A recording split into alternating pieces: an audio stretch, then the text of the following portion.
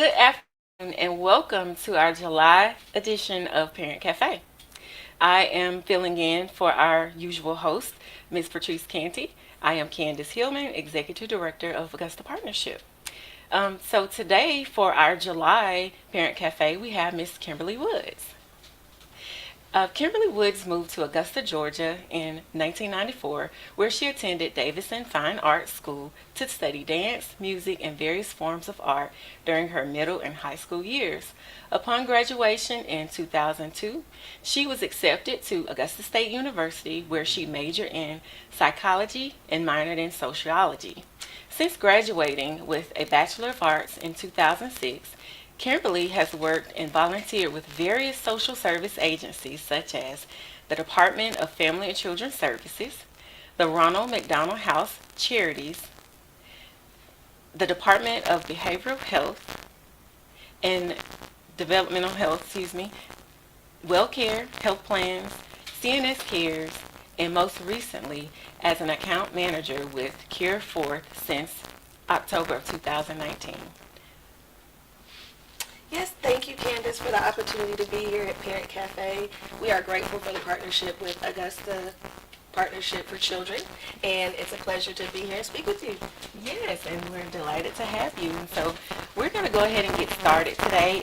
We have a couple of questions that we would like for Kimberly to address. And so the first question is, can you share CareForth's core mission and how it directly impacts the families and communities that you serve? Absolutely.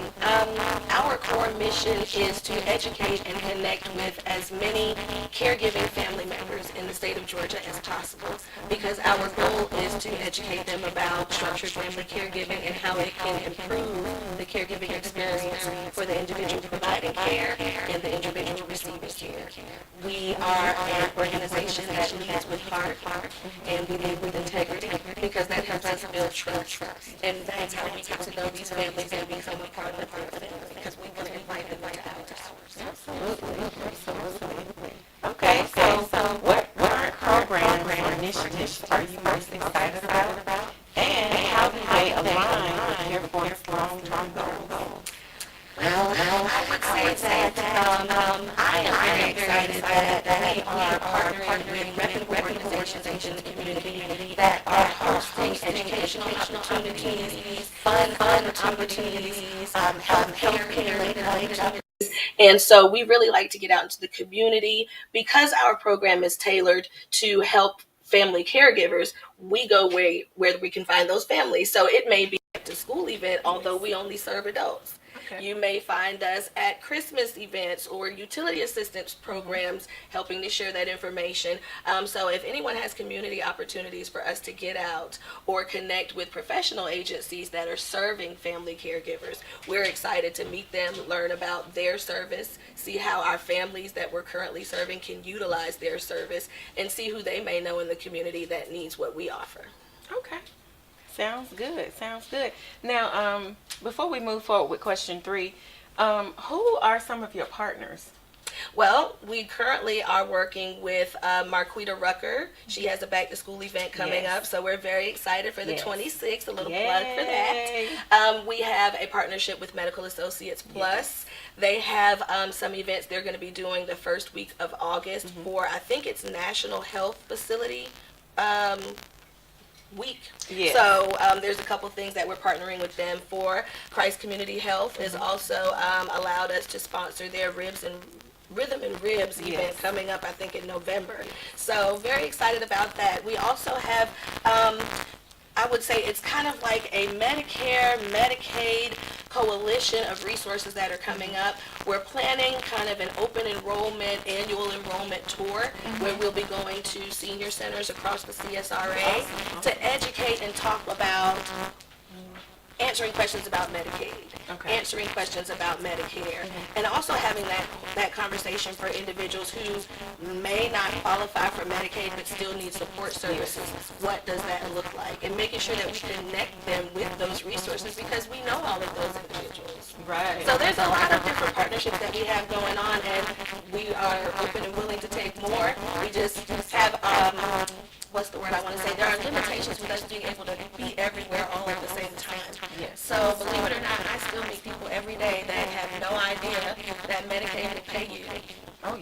take care of your family member at home. Wow. So that's awesome. That's a lot. Thank you. So what challenges has CareForth faced recently in developing or delivering services, and how are you able to address them? Well, I will say that our biggest hurdle is making people aware. Yes.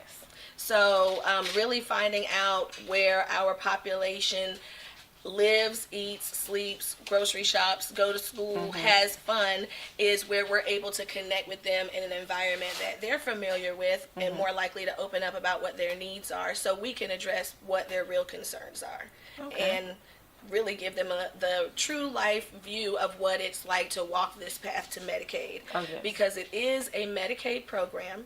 Medicaid is what offers the benefits to the care recipient and the caregiver. So if you don't if your care recipient doesn't qualify for Medicaid, we don't have another service that we can offer you. It's mainly structured family caregiving. You have to be related to the individual that you're caring for. As a caregiver, you need to be 18 or older, while the person you're caring for has to be 21 or older. Their diagnoses that are impairing their ability to care for themselves has to be related to a physical diagnosis, not a mental health or behavioral health. So, you know, we have these conversations and walk this path of explaining to them the diagnosis-related qualifications, the financial aspect of applying or qualifying for Medicaid, and then what you receive once you actually become eligible, because it is a really great benefit. You get full service Medicaid, you get access to adult day health services, you get I've fallen and I can't get up support. Your caregiver is paid through the state of Georgia as an independent contractor, and we are there to support that caregiver, to talk to them about whatever other resources they may need in the home, because you know the program is what the program is. Right. But as CareForth, like I said, we lead with heart and integrity, so we recognize that there are additional resources, support that's going to come up in the home that aren't met by the program. So my job is to know Augusta Partnership for Children, to know Medical Associates Plus, so that we can connect those families that we have in service with those resources and show the state that what we're doing is making a difference on that ground level. Oh yeah, absolutely. That's like the most important thing. Yes. Most important thing. Okay, making those connections. Okay, so how can community partners or organizations like APC best collaborate with CareForth and support your work? Reach out to me and tell me about what you do. What is it that you're doing to serve the community? What needs do you have or challenges you're facing in serving the community? And from there, we can talk about how we can work together. Maybe you may have some caregivers that need some support, and we may have some other partners that we can introduce you to, and allowing us the opportunity to outreach the community with you. Okay. Oh, that's awesome. So I can already think just now the different things that APC can do to support you and just getting the word out about who you are, what you do. Of course, you know, we have our Connector magazine, we have our collaborative meetings, we have our email blasts that we send out to partners all the time. And so those are just some ways that we can make sure that you are in the right audience, and that even the families that we service here, we have families who have all sorts of blended families, and you know, just all sorts of things that they're in need of. Lots of questions that they come to us with, and so it's always nice to have a partner that can come in and just provide services as needed. You know, because again, hey, we're here to help. You all are here to help, and so that just makes the community stronger. And so, yeah. Right. Well, I've known about APC, Augusta Partnership for Children, for quite some time, and have always wondered how, you know, I had to, of course, learn first about structured family caregiving, and I really feel like there's an opportunity for individuals who are trying to provide care services for their children for us to help them transition into what that looks like when your child becomes an adult. Yes. Because a lot of times when I talk to young people whose parents are caring for them, they are under the impression that this is still their baby child. Yes. But the state of Georgia does not see them this way. No. So, you know, although you don't qualify for Medicaid, your child is now an adult and responsible for themselves, so their income is not yours. So when they become 21, what they did not qualify for because you were caring for them and their income was considered yours, they may qualify for now as 21 because they are now responsible for having their own income.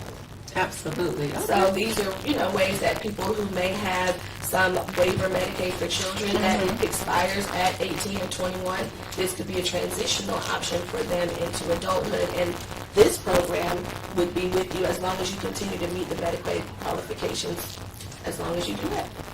Okay, that's interesting. I can even see you doing some sort of forum in the community, us helping you get that set up, because I think this is information that parents, caregivers, and even students need to know about, because, sometimes graduation happens very quickly. Yes. The age of 18 comes around very quickly, and so, just to have them prepared sooner than later. I think that would Life be is awesome. life. Yes. Yes, definitely. It's nothing for a family to, to have a dynamic of an individual being a parent, but also Yes. caring for their parents, or maybe even being on a care team for another family member or several family members. Yes. And so when are you ever off? Right. So I really love the aspect of our program where we are communicating with these families virtually on a daily basis. So we know if there's been a slip and fall, a hospitalization, an ER visit, and we're immediately calling to make sure they understand the follow-up visits and how to get transportation set up and all of these things.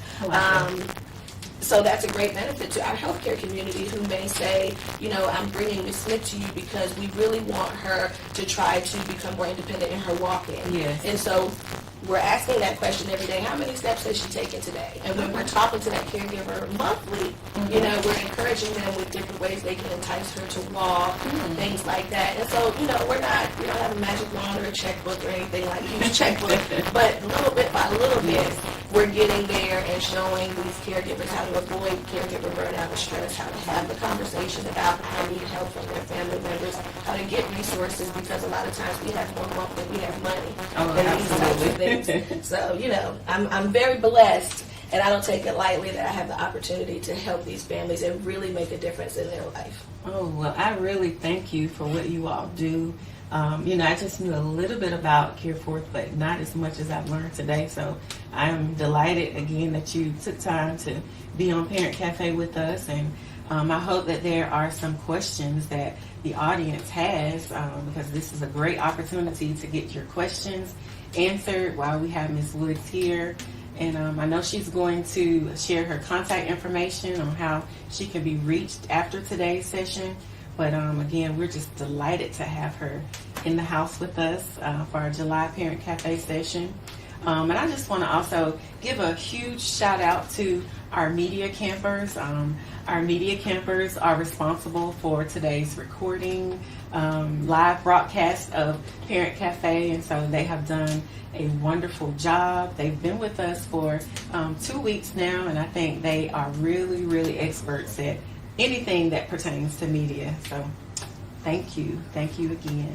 And so, Ms. Kilmer, is there anything else that you would like to with us or the audience at this time? Absolutely. So the criteria for structured family caregiving is that the person receiving care and the family caregiver live in the home together. The person providing the care is not able to have a job outside of the home. As I stated, they're an independent contractor with the state of Georgia through Medicaid, so they don't receive benefits or paid time off or anything like that. A lot of questions I receive is how much is the stipend, and I will be happy to tell you. You will need to give me a call so that I can tell you how much that is. Yes. I will say it's a 2-week stipend. It comes up to around $2,000 a month. People ask me all the time, how many individuals can I care for in one home? Up to 2. So if I'm caring for my parents, I would receive that stipend for my mother and a separate stipend for my dad. Okay. How does a person qualify for this Medicaid? It's based on their income. We're looking for, to qualify for this Medicaid free of charge, you would need an income of around $1,000 or less. If you make over $1,000, you can still qualify and get the benefit, but your services may not be totally free of charge to you. And how much it costs you is based on how much you make, minus a threshold amount. And if you want to know what that threshold is, you can call me as well. People ask me, can I have this in Medicaid? Or excuse me, to have Medicaid and Medicare? Yes, you can. Can I have this program in hospice? Yes, you can. There are some caveats, though. If I'm on disability as a caregiver taking care of my brother, can I get on this program and receive the stipend? Yes, you can. It's considered unearned income as a pre-tax stipend through the state of Georgia, so it doesn't affect your level of disability or your disability income. Oh. We also have individuals who live in public housing, and so they say, well, I would really love my daughter to move in with me and be my caregiver, but this income you're going to give her is going to make my rent too much. Okay. So we've talked with housing, and that's actually not the case. They don't consider the caregiver's income because they want that caregiver there to make sure that this person is living a happier, healthier life. Awesome. Okay. So those are some caveats that I come across often that deter people from applying or even calling me and asking questions because they have, things that we've learned in the community about how things work. So any questions that anyone has, please give me a call. We've been in the state of Georgia since October 2019. We have a large membership across the state of Georgia. I want to say close to 900, and we are open and available to take more. So anybody anywhere in Georgia, please give me a call at 706-910-9486. Again, that's 706-910-9486. You can also reach me at kwoods@careforth.com. That's kwoods@careforth.com. Thank you. Well, again, thank you for joining our show. You've given some really, really insightful information, and I hope your phone is ringing off the hook as soon as you leave. But again, thank you, and thank you all for your time today, and we will see you all next month for August Parent Cafe Station.